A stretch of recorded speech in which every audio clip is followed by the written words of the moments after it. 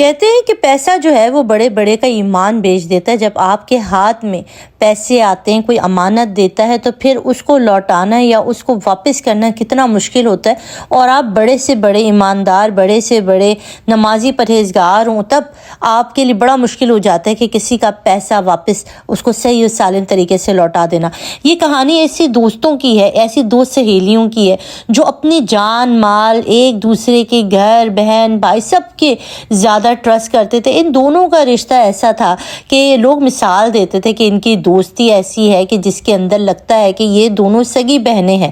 اتنا ایک دوسرے سے محبت، ایک دوسرے کے خاندان، ایک دوسرے کے گھر میں آنا جانا، اتنا ٹرسٹ کرنے والے لوگ بھی کبھی کبھی چھری چلا کر آپ کی گردن کاٹ دیتے ہیں۔ یہ بڑے ہی افسوسناک واقعات ہیں۔ ہمارے پاس روزمرہ کے ٹائم پر ایسے لاکھوں کیس آتے ہیں جس کے اندر لوگ سگے بہن بھائی پیسے کی خاطر، زمین جائیداد کی خاطر ایک دوسرے کے گلوں پہ چھری چلا دیتے ہیں۔ اچھا جی، آج کل 2 دن ہے، 3 بلکہ 4 دن ہو گئے، 4 دن سے ایک ڈاکٹر ایبٹ آباد کی لاپتہ ہو چکی تھی جی۔ ان کا نام تھا جی ڈاکٹر وردہ۔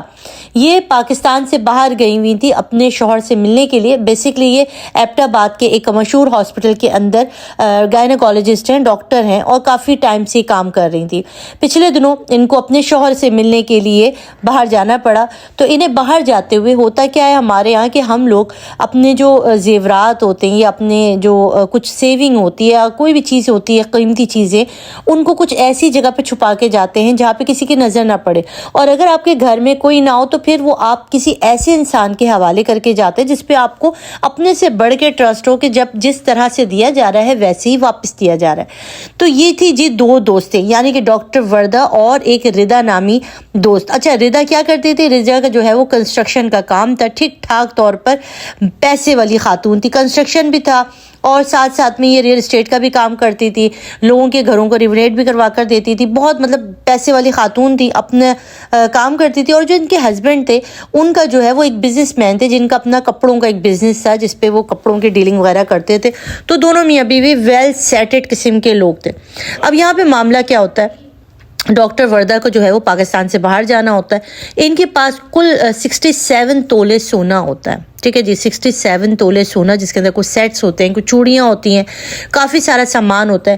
اب ان کی یہاں پہ غلطی کیا ہوتی ہے کہ یہ بینک میں نہیں رکھتی ہیں، کیونکہ آپ کو پتہ ہے کہ بعض اوقات ایسا ہوتا ہے کہ جب ہم بینک سے اتنی مقدار میں زیور رکھتے ہیں یا زیورات کو نکالتے ہیں تو ہمیں بہت زیادہ ڈر لگتا ہے کہ ہمارے پیچھے چور نہ لگ جائے یا ڈکیت نہ لگ جائے، کیونکہ آپ کو پتہ ہے بہت زیادہ انفارمیشن لیک ہو جاتی ہے کہ بھئی اتنا زیور لے کے نکلے، تو لوگوں کی کوشش ہوتی ہے کہ یا تو گھر کی کہیں نہ کہیں چھپا دیں یا اپنے کسی ٹرسٹ کے بندے کو دے جائے۔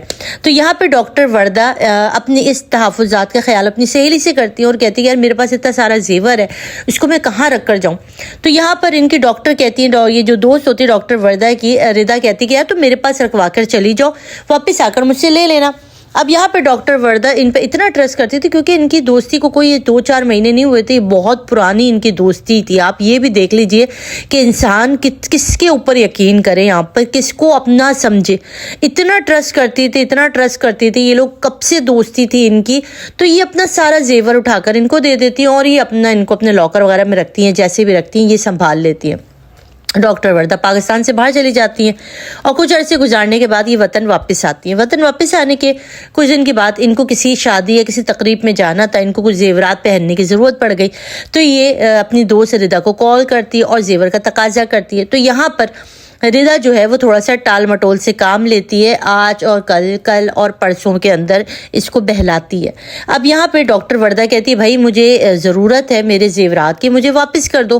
تو ڈاکٹر یہ جو وردہ ہوتی ہے ان کو ڈاکٹر وردہ کو کہتی ہے، ردا ڈاکٹر وردہ سے کہتی ہے کہ تم میرے گھر آ جاؤ تو پھر میں تمہیں زیورات جہاں میں نے رکھے ہیں سنبھال کے وہاں سے دیتی ہوں۔ اب یہاں پر ایک ایسی فوٹیج سامنے آئی ہے، ایک ایسی منظر پر تصویر آئی ہے جہاں پر ڈاکٹر وردہ اپنی دوست ردا ان کے ہسبینڈ کے ساتھ گاڑی میں بیٹھ کر اس جگہ سے جا رہی ہیں، جو تصویر آپ کو منظر پہ نظر آ رہی ہے۔ یہ ان کی لاسٹ تصویر تھی، اس کے بعد ان کا کوئی نشان نہیں پتا۔ اب انہیں غائب ہو جاتی ہے۔ ان کے فادر کو بڑی تشویش ہوتی ہے کہ میری بیٹی کہاں گئی۔ وہ ہاسپٹل میں فون کرتے ہیں اور وہاں پر پوچھتے تو وہ بتاتے کہ انہیں تو چھٹی ہوئے کافی ٹائم ہو گیا، وہ تو یہاں پہ کب سے نکل گئی ہیں۔ اب ان کے فادر بڑے پریشان ہوتے ہیں، وہ جہاں جہاں پتہ کر سکتے تھے، حتیٰ کہ وہ اس دوست ردا کو بھی کال کرتے، اس کے ہسبینڈ کو بھی کال کرتے ہیں، یہ دونوں ڈینائی کر دیتے، کہتے ہیں ہم نے تو دیکھا ہی نہیں آپ کی بیٹی کو کہ آپ کی بیٹی کہاں ہے کہاں نہیں، ہماری تو ملاقات ہی نہیں ہوئی ہے، 1-2 دن ہو گئے ہماری کوئی ملاقات نہیں ہوئی۔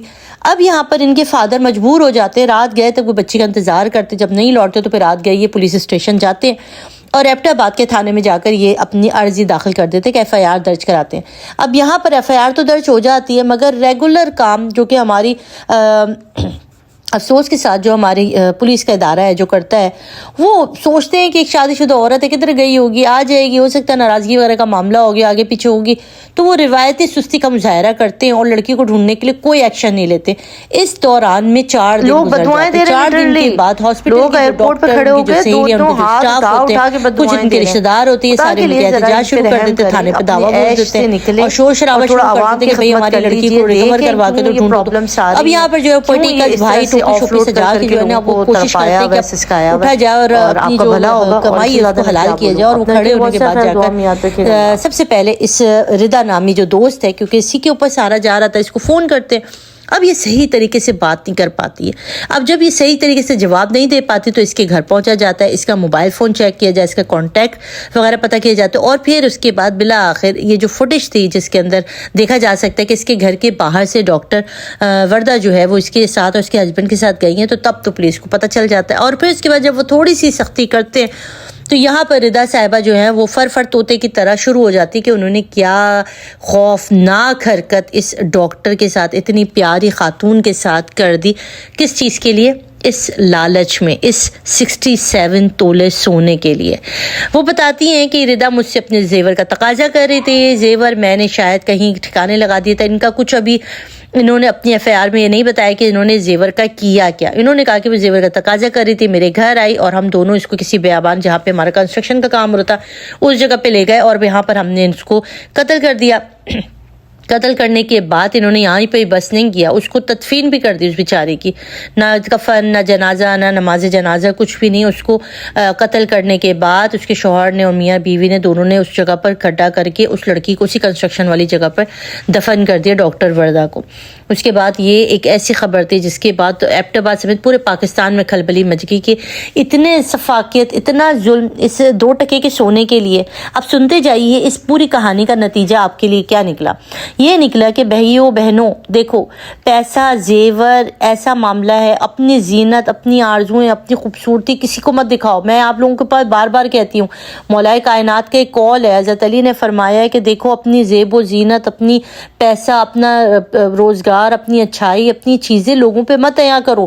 نظر اور حسد یہ دونوں ہو جاتا ہے۔ ابھی اس لڑکی نے کیا کیا بیوقوفی کی، اس کو چاہیے تھا کچھ بھی ہوتا اپنے فادر کے رکھوا جاتی، کہیں گھر میں کسی ایسی جگہ چھپا جاتی، مگر اس نے ٹرسٹ کیا ایسے انسان پر جو اس کی دوست تھی۔ اور کس نے ڈھکا، کس نے قتل کیا اس کو، کس نے اس کے ساتھ ظلم کیا؟ جو اس کی دوست تھی، جو اس کی بیسٹ فرینڈ تھی۔ تو میں یہی کہتی ہوں کہ دیکھیں، اگر آپ کے لیے ہمارے پاس نصیحتیں ہوتی ہیں نا کہ اپنے ہی نشیمن پہ گراتے ہیں بجلیاں، وہی والی بات ہے کہ اپنے ہی گردہ کاٹتے ہیں، اپنوں کو حسد ہوتا ہے، غیروں کو کوئی پتہ ہی نہیں ہوتی ہے آپ لوگوں کے اندر کیا معاملات چل رہے ہیں۔ جب آپ اپنی چیزیں دکھاتے ہیں تو پھر آپ دشمنیاں پالتے ہیں، تو اپنی چیزوں کو چھپائیے۔ اپنے اگر کاروبار کا لین دین ہے، مولا نے ایک یہ بھی کہا کہ تم لوگ لکھت پکٹ کیا کرو، لکھو کہ یہ دیا، یہ لیا، تاکہ آپ کے پاس کچھ ثبوت رہے۔ تو آپ اس کے اوپر کیا کہیں گے؟ اپنا ضرور فیڈ بیک مجھے نیچے کامنٹ باکس میں دیجیے گا۔ اپنے رکھیے گا بہت سارا خیال، دعا میں یاد رکھیے گا۔ اللہ حافظ۔